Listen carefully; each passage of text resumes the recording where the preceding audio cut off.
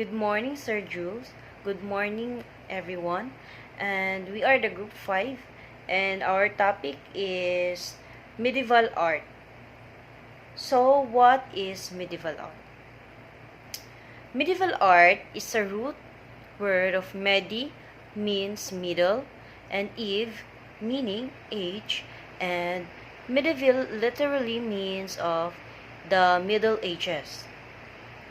Medieval art featuring Bible tales and classical themes of churches and interior were elaborately decorated with Roman mosaics and ornate paintings and marble incrustation.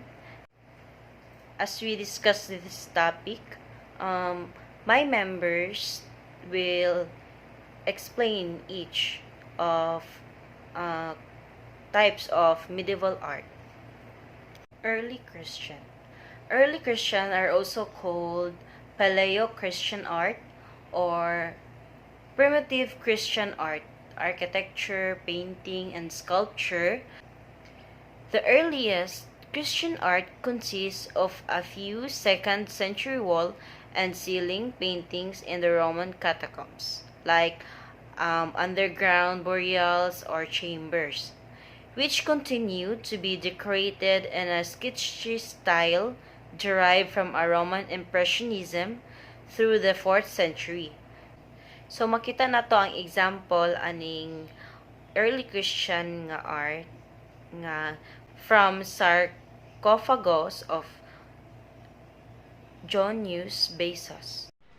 Byzantine arts. Byzantine arts in 4th and 15th century CE is generally characterized by a move away from the naturalism of the classical and traditional toward of more abstract and universal. Byzantine arts has become much more expensive and imaginative, and although many subjects are endlessly recycled, there are differences and details throughout the period. Migration period art is the art that produced by the shifting Germanic tribe due to the invasion of Huns during the years 300 or 900 CE.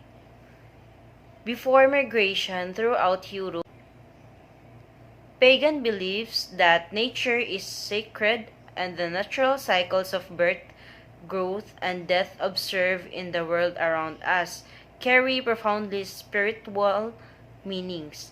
So, mauna sa medieval art na ay migration na art.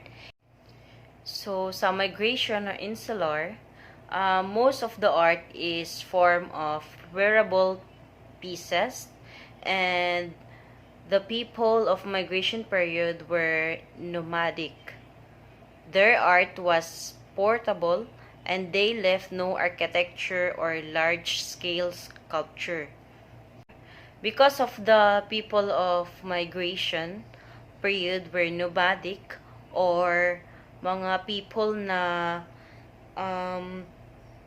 one has no fixed home but wanders from place to place. So their art was portable and they left no architecture or large-scale sculpture. Most of the art is in form of wearable pieces. Romanesque is a name that was coined by art historians in the 19th century to describe the period's architecture, which preserved many of the fundamental elements of the Roman architectural style, most notably semicircular arches, while retaining particular regional traits. Since Imperial Roman architecture, the Romanesque style was the first pan-European one to flourish throughout all of the Catholic Europe. Romanesque architecture has tremendous quality: thick walls, round arches, solid piers, groin vaults, towering towers, and symmetrical layouts, combining elements of Roman and Byzantine structures with other regional traditions. The strong manner of the time's art, found in both sculpture and paintings, was what made it unique. The relation of art to architecture, especially church architecture, is fundamental in this period. For example, wall paintings may follow the curvature of the apse of a church as in the apse wall paintings, from the Church of San Clemente in Tal. And the most important art form to emerge at this period was architectural sculpture, with sculpture used to decorate churches, built stone. Here is the master of Taul, Alps painting, San Clemente and Taul, 1123, Museo Nacional de Art de Catalunya, or MNAC, Barcelona. Gothic, initially known as French work from its roots in northern France, it spread throughout Europe, especially in regards of architecture for which is most well known. So ang Gothic is gamit na kana siya sa una and until now kay mostly sa mga Europe nga mga kuan ito mga places like ilang church kay mo nilang ginagamit nga style or art. And makita man nato sa example nga naay ang ilang mga walls sa mga church kay mga inspired by Gothic. So ang Gothic kay naa siya characteristic which is more human and realistic renderings of figures. The characteristics of medieval art. The major characteristic is that it is focused on religion. Medieval artists were either members of monasteries, abbeys, cathedrals, etc., or layfolk who created either for money or for the glory of God. Medieval paintings usually depict religious subjects or topics of war. The practice of portrait painting did not begin until the end of the medieval era. Human faces in paintings throughout the era were very flat, unrealistic, and look alike.